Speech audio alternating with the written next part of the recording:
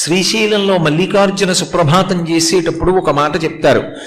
ఏకస్త్వమేవ బహుదా భవభాసి లోకే నిశంకధీర్ వృషభకేతన మల్లినాథ శ్రీభ్రామరి ప్రియ సుఖాశ్రయ లోకనాథ శ్రీమల్లికార్జున విభో తవ సుప్రభాతం అంటారు.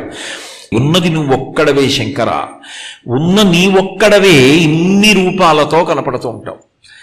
ఆయన అసలు యథార్థమునకు ఉన్నది ఆ ఒక్క పదార్థమే.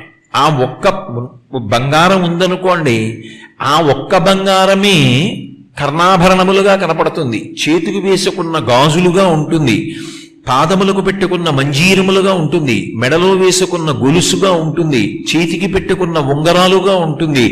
బంగారం ఉన్నది కాబట్టి నామరూపాలు కలిగినటువంటి వస్తువులు ఉన్నాయి. బంగారం లేకుండా వస్తువులు తీసుకురండి, రావు.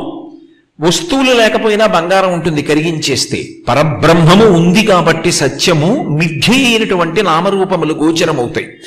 నామరూపములు లేకపోయినా పరబ్రహ్మ ఉంటుంది, పరబ్రహ్మం లేకుండా నామరూపాలు ఉండవు.